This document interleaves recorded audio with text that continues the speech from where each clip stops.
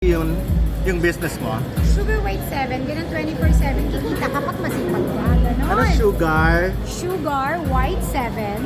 Sugar White 7. Bakit yun ang 3 words. Although sugar nga ang kilala sa'yo. Oo, sugar. 7 o tapos number 7? Number 7. Sugar White 7. Ayan. Tapos, ano siya, sobrang maganda yung reviews niya. And thank you Lord talaga. Yung 7 ko si Lord yun. Kaya pag may nasabi, ano yung 7?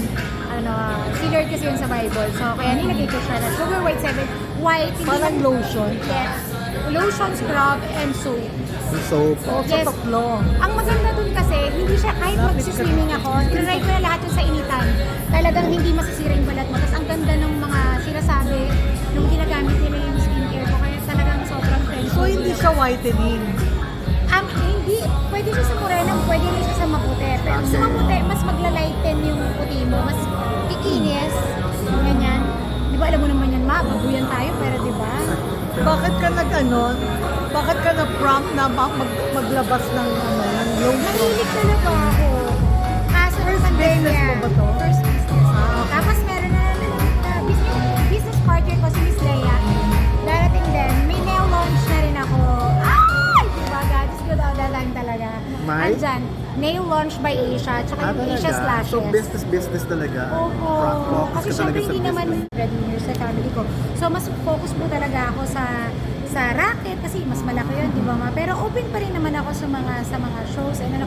Thankful lang din ako kay Lord na sobrang lahat kahit guesting lang nag-million views pati yung mga racket ko. Kaya ang daming blessing din na dumarating na pag pinagsama-sama mo, si Lord hindi talaga nagkukulang, alam mo yun. Kailan Talagang nag-start tong ano mo? Ngayong sugar white. Oh, yung Sugar White 7.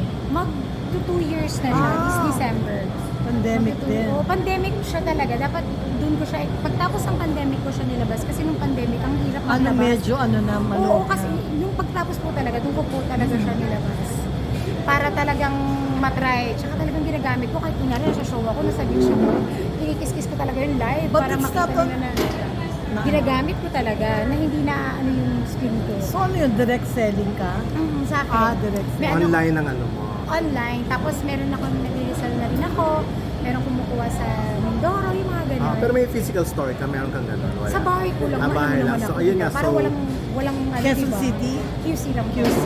Para wala akong upa-upa, di ba? so lumaki na siya from 2 years ago. Talaga. Yes, oo. Kahit pa paano naman, syempre papaikutin mo, may bago ka na namang product, may launch din akong makeup. So, excited ako Kailan na yung makeup? This year? this year din Wow, po. palaki na lang palaki ah. Kailan ka natuto mag-business? Kay Lord. Kasi parang, alam mo yun ba? Kasi Yung parang, diba, parang sa Itbulaga, parang iyak-iyak Oo, na oo, ano mo. totoo. Alam mo, hindi. Ako kasi naniniwala po talaga ako na kahit hindi mo alam, habang nabuhay ka, kahit anong edad mo, kaya mo.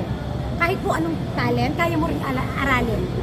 So Hindi ko inaaral. lang talaga, hindi lang ako nakapagtapos talaga ng pag-aaral. Parang di yun yung akin talaga. Yung parang gano'n. Ah. Pero yung Pero sipag, naging yung negosyante tiyaga, ka, ha? yung sipag, Oo nga. tiyaga, yun yata yung charisma na inano sa akin or talent na binigay sa akin ni Lord.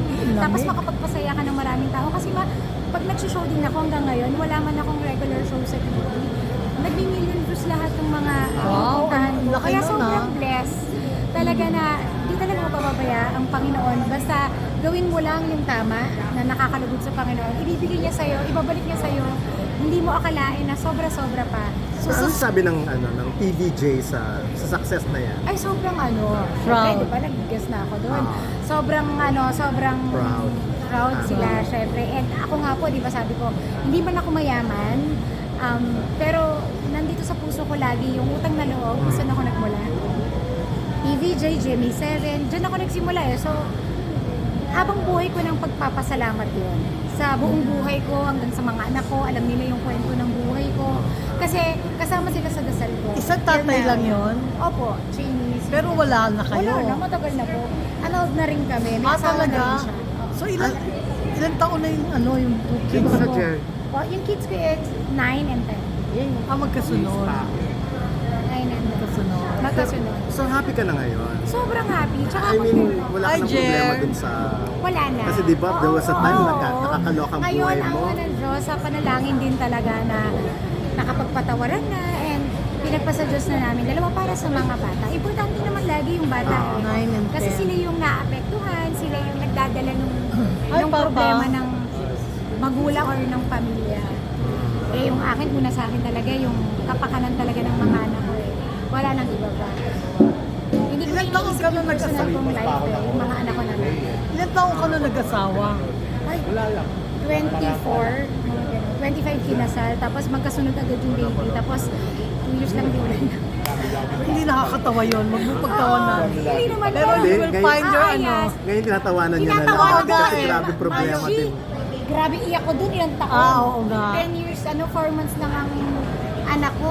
Pa kaya sa CR? 2 beses ako nasa korte, 2 araw. Sa isang araw, 2 beses ako sa korte, nagkasuhan kami. Oh my Imagine God. na nagpasan mo yan. Nalagpas ako kaya tinatawanan ko po siya kasi ganun kabuti ang Panginoon na natatawanan ko na siya Wala yung ginawa Sa kundi bigat. umiyak na umiyak sa Facebook. Oo, tapos kasi syempre may mayaman, di ba? At awa ng Diyos, okay na okay kami para sa mga bata. And yun naman talaga yung mahalaga, di ba?